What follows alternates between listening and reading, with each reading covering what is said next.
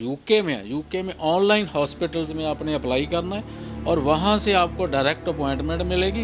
Even aeroplane का खर्चा और जो आप लगेज लेकर जाओगे उसको आप खर्चा भी वो हॉस्पिटल देता है, NHS। तो जो बच्चे की ऑनलाइन स्काइप पे इंटरव्यू होगी और जो बच्चा सिलेक्ट हो गया उसका सारा खर्चा वहाँ तक पहुँचने का। उस मेस में खाना खाते हैं, वो टेबल लगे हुए हैं, उसमें कोई डिफरेंशिएशन नहीं है ये कौन सा बच्चा है, कहाँ का बच्चा है। बिहार वाले खड़े हो जाओ या कश्मीर वाले खड़े हो जाओ, नेवर। आप हमारे कॉलेज में है तो नाइटिंगेलियन है।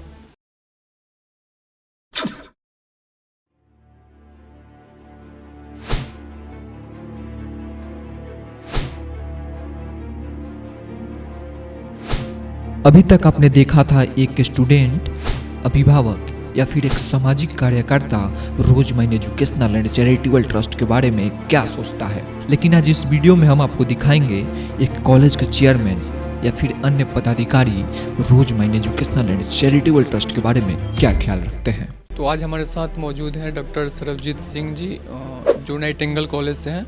हम इनसे बात करते हैं और जानने की कोशिश करते हैं कि आज जो रोजमैन एजुकेशनल एंड चैरिटेबल ट्रस्ट के द्वारा ऑल इंडिया कॉलेज मीट का आयोजन किया गया था, इसमें शामिल हुए थे और अब तक इनका रोजमैन के साथ क्या अनुभव रहा है। सबसे पहले तो sir, Roseman educational and charitable trust की तरफ से बिहार की धरती पर आपका स्वागत करता हूँ। बहुत धन्यवाद सर, कितने सालों से रोजमैन से जुड़े हैं? हम 3 साल से रोजमैन चैरिटेबल एजुकेशन ट्रस्ट के साथ जुड़े हुए हैं और पहले साल जब हम इनके साथ जुड़े थे तो हमें इन्होंने 40 के करीब एडमिशन्स दी थी हमारे ऑल नर्सिंग कोर्सेज़ में, BSc नर्सिंग में और GNM नर्सिंग में, और बॉयज़ भी दिए थे, गर्ल्स भी दिए थे। दोनों बच्चे इस वक्त बहुत अच्छी तरह से पढ़ाई कर रहे हैं और मोर ओवर इन बच्चों में ये है कि ये एक संकल्प की जो प्रोविज़न, संकल्प का जो बनाया हुआ है रोजमैन ट्रस्ट में, उसके अंडर जो बच्चे हैं उनको स्कॉलरशिप स्कीम के अंडर आते हैं। तो वो जो बच्चे हमारे पास आते हैं, हमारे जो कॉलेजेस की ऑलरेडी हायर फीसेस होती हैं क्योंकि ये प्रोफेशनल कोर्सेज़ हैं, इसमें हमारे जो वहाँ हैं जो बच्चे वो ज़्यादा फ़ीस देकर पढ़ते हैं। लेकिन जहाँ जो रोजमैन चैरिटेबल ट्रस्ट के चेयरमैन हैं उन्होंने बहुत अच्छा उपराला किया हुआ है बच्चों को पढ़ाने के लिए। जो पुअर फैमिलीज़ के बच्चे हैं, जो जिन्होंने कभी सोचा भी नहीं है कि इस लाइन में ये कोर्सेज़ भी किए जा सकते हैं, वो बच्चों को भी इन्होंने इस मुकाम पर पहुंचा दिया। अगर आज वो जो 3 साल पहले बच्चा हमारे कॉलेज में दाखिल हुआ था, उसकी जो ट्यूशन फ़ीस को जो स्पॉन्सर करते हैं और बाकी जो खर्चे खाना पीने का बच्चे ने देना ही होता है, वो सारा कुछ करके उनकी अब जाकर अगर जो बच्चा पहले एडमिशन लिया था, अब उसकी पर्सनैलिटी डेवलपमेंट इतनी ज़्यादा हो चुकी है, बहुत ज़्यादा उसमें डेवलपमेंट आ गई है और वो बच्चों के जब एग्ज़ाम भी 2 बार दे चुके हैं और एग्ज़ाम में भी बहुत अच्छी वो परफॉर्मेंस दे रहे हैं, अच्छी पढ़ाई कर रहे हैं, मेहनत भी अच्छी करते हैं क्योंकि वो फैमिली बैकग्राउंड गरीब है, वो पढ़ना चाहते हैं, पढ़ना चाहते हैं और उनका सोर्स रोजमैन ट्रस्ट बना है। ये बहुत अच्छी बात है। हमारा अगला सवाल था, कई बार ऐसा देखा गया है कि जो बच्चे बिहार, झारखंड, उत्तर प्रदेश या फिर देश के अन्य राज्यों से होते हैं, उनको किसी दूसरे राज्यों में जाकर पढ़ाई करने में भाषा और खाने की दिक्कत आती है। इसको लेकर आपके कॉलेज में क्या इंतजाम है? टीचर्स हैं जो हमारी टीचिंग का जो हमने जो प्लान बनाया हुआ जब से रोजमैन ट्रस्ट के साथ जुड़े हैं, तो उसमें थोड़ा सा हमने चेंज किया। हमने टीचर्स को भी बोल दिया है कि जो हमने इंग्लिश में बोलना है उसको हिंदी में भी एक्सप्लेन किया जाएगा। इस बार जो हमारे पास बच्चे हैं, मैं थैंकफुल हूँ मिस्टर अवैस एम्बर चेयरमैन साहब का, हमारे पास उड़ीसा से बच्चे इन्होंने दिए हैं। वो बहुत ही खुश हैं, वहाँ उड़ीसा के बच्चे बहुत खुश हैं, हालांकि इतनी दूरी से आए हैं, पेरेंट्स से इतना दूर आए हैं।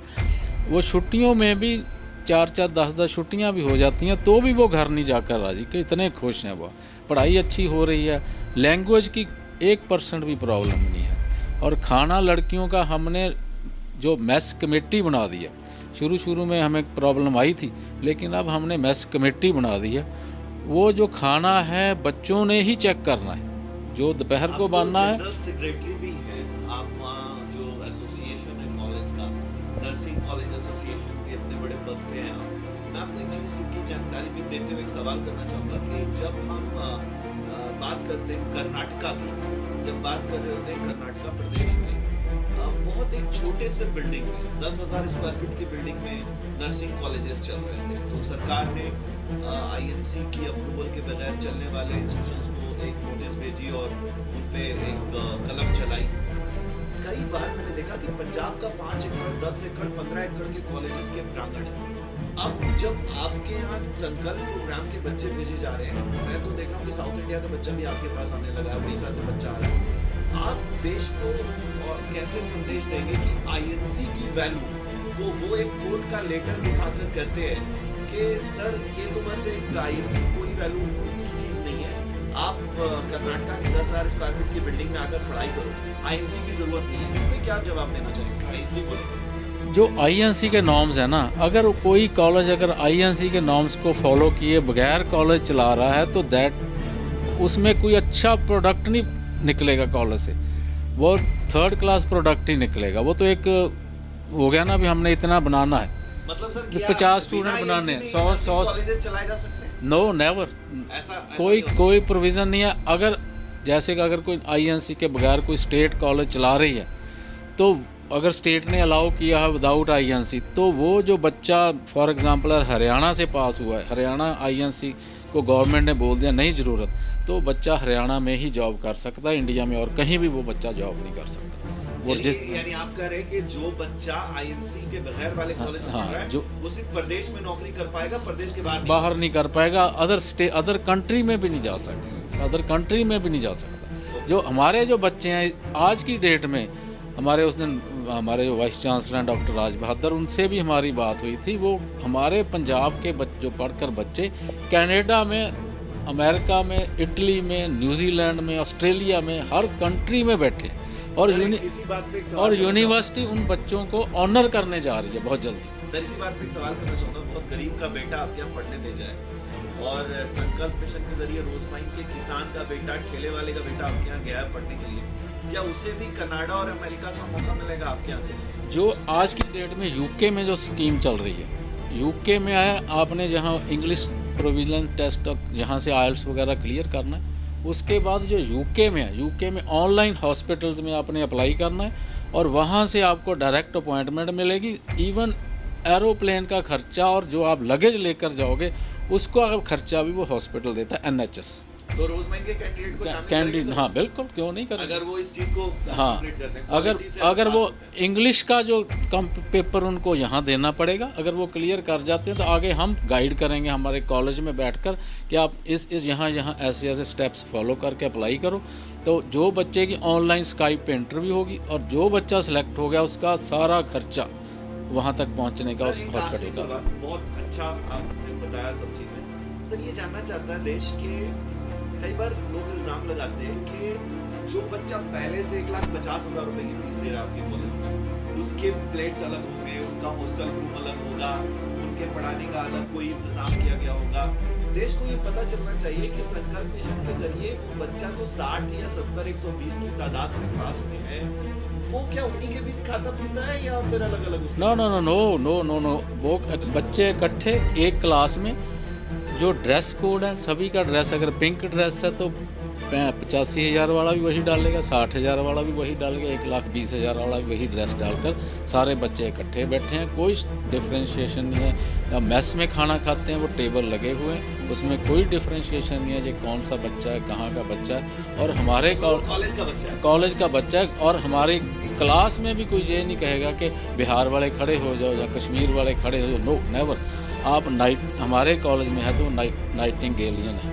सर एक चीज़ छोटी सी, क्योंकि आजकल पूरे देश में धर्म को लेकर भी बातें चल रही है, छोटा सा सवाल कि क्या वहाँ इस बात की आज़ादी होगी कि माइनॉरिटी का बच्चा अगर वो अपने घर में अपने मजहब के ड्रेस में लड़कियाँ रहना चाहती हैं, कोई हिजाब लगाना चाहती हैं, तो क्या वो लगा सकती है? बिल्कुल, हाँ बिल्कुल लगा सकती हैं। उसका हमारे यूनिवर्सिटी ने भी हमें बोला हुआ कि इसमें इंटरफेयर नहीं करना, because this is a religious matter. और फ्राइडे को जो मुस्लिम बच्चे हैं उनको स्पेशल अरेंजमेंट, हमारी बस लेकर जाती है, हमारे 10 किलोमीटर पे वो मस्जिद है जो वहाँ उन्होंने प्रेयर करनी होती है, वो करते हैं। मतलब सारे धर्म के सम्मान के साथ। और जब हम फंक्शन करते हैं कॉलेजेस में, पहले तो हम अपना ही करते थे, अब अलग अलग डिफरेंट स्टेट्स के बच्चे आ गए, उनके स्टेट के हिसाब से बच्चों से पूछ करके आपकी स्टेट में कैसा प्रोग्राम चलता है, कल्चरल प्रोग्राम, उस हिसाब से रखा जाए। Thank you so much, thank you आज के